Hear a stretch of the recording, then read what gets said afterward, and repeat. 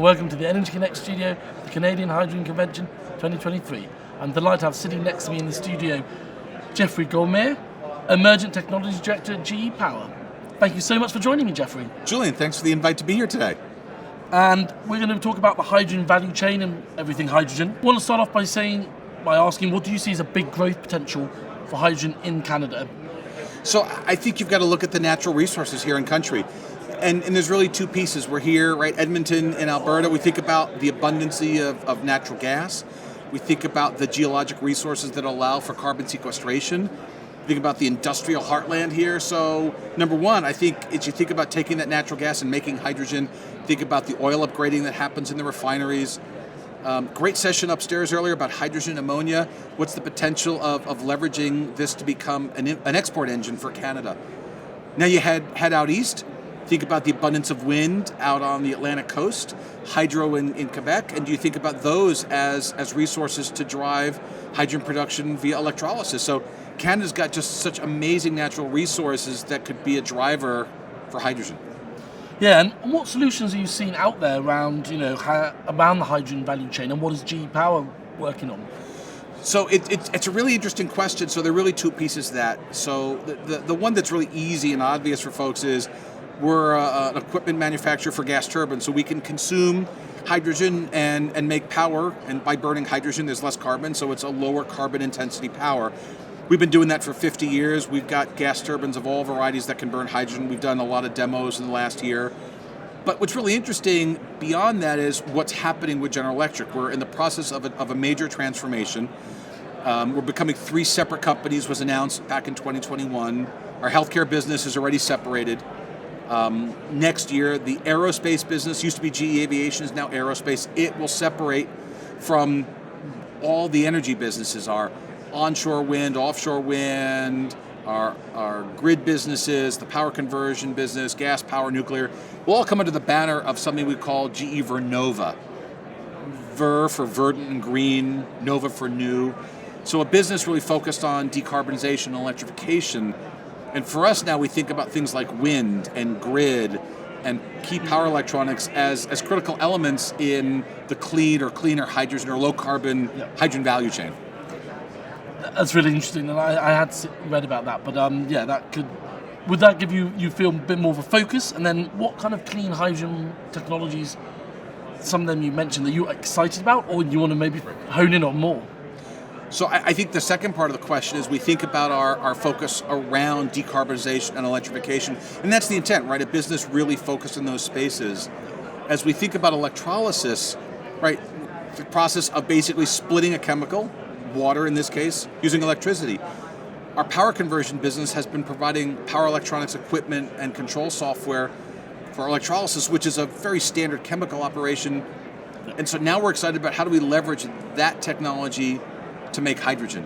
And again, as we think about this integration of electrolysis with decarbonization, leveraging natural resources of wind and solar, not just here in Canada, but in Europe and Australia and the Middle East and Europe and all over the world. Yeah, and you mentioned there the sort of the global aspect to it. I mean, how important is collaboration, partnership in this hydrogen space? It's everything. No one company really does it all. And it's not just who's the technology provider, who is your engineering, procurement, construction, who's your EPC firm putting this all together. You may need a public-private partnership because you may need partnership from a government where you're getting subsidies. Think about the Inflation Reduction Act in the US, what's happening here in Canada similarly, or in Europe or Australia. These are new technologies. Sometimes we need those subsidies to help kind of develop that new ecosystem. And so you truly do need these partnerships. And some are going to be more regionally based on the project work you're doing, but some are more global. And so it's absolutely key to have these great partnerships and collaborations in this space. That's really good to hear, Jeffrey. And I want to hear a bit more about, GE and working on, power generation, as you said, and hydrogen. What are the challenges that you're facing, and how can you overcome them? So, what people will sometimes think, the real challenge is the technology. Turns out that's not the real issue.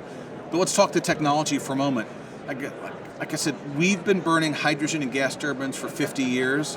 A lot of it comes from in the industrial space, refineries, steel plants, where they've had waste gas that's had hydrogen, and instead of flaring it, we'll burn it in the turbine. We've got one turbine in Asia that's burned a fuel upwards of 95% hydrogen. That turbine's got about 150,000 hours, or more than 150,000 hours. So we can do this. For audience members in the US, we demonstrated blending of hydrogen and natural gas into one of our large utility scale turbines last year. We demonstrated blending of hydrogen and natural gas into an aeroderivative turbine with the New York Power Authority. Last year at COP27, the power plant that provided power to Sharm el-Sheikh is a GE gas turbine. We blended hydrogen and natural gas into that unit during COP27 in a world's first, at an event like that. So we've got all this experience. So technically, we're doing this. We're developing the next generation technologies. We've recently won an award from the U.S. Department of Energy.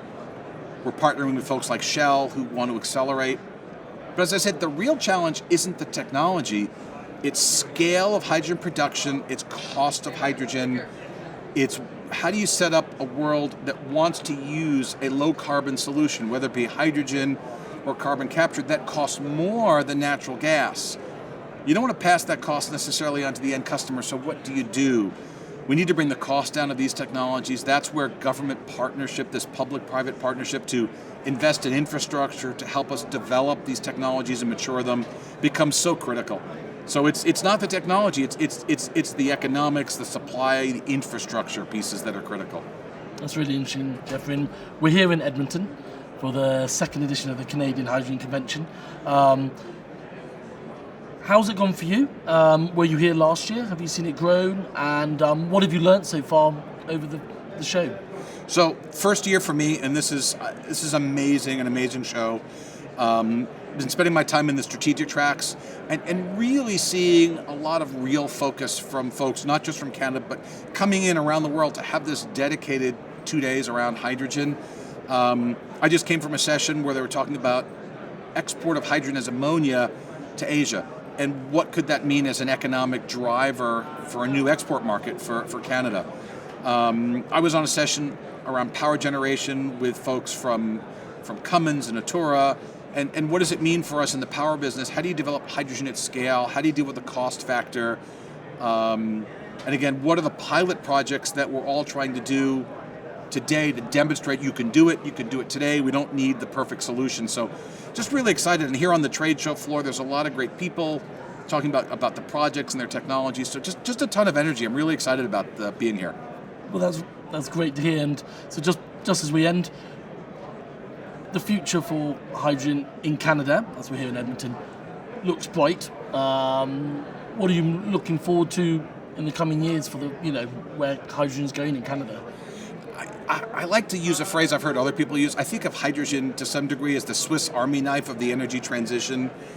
It can serve as a fuel, it can serve as an energy carrier, or as an energy storage mechanism as we convert electricity to a molecule, or as we take natural gas with its carbon and create something new from that. So in a place here like Alberta that's got just an abundance of natural gas, how do you leverage that natural resource to do the things we want to do anyway? How do we decarbonize these industries, but leverage the natural resource? And I see that that thought process happening not just in Canada, but in the US and other places around the world. And I think if we just get enough of us doing this, it's not an overnight journey.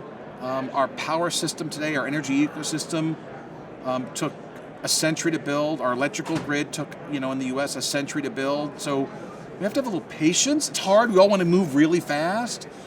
But how do we take a step today, a step tomorrow, a step the next day? And, a month from now, a year from now, 3 years from now, we'll look back over our shoulder and see what amazing distances we've overcome and moved. But I think hydrogen is one piece of that. It's not the only piece. But we think about how to use hydrogen in transportation, in cars, in trucks, in trains, in flight, in the marine sector, in the power sector. Let's not overlook that, we feed the world today with fertilizers that require ammonia production. We make ammonia from hydrogen. How do we decarbonize the production of fertilizer around the world? So hydrogen is just really this amazing molecule and can really unlock so many doors for us in the transition. Fascinating to hear that, Jeffrey, and lots to mull over there. And as you said, great to have a show just dedicated to hydrogen. I just want to thank you for popping down the Energy Connect studio on this busy day at the Canadian Hydrogen Convention. Again, thank you for having me. It's been a great conversation. Thanks a lot, Jeffrey. Thanks everyone for watching, and I look forward to bringing you more Energy Connect studio interviews from the show floor.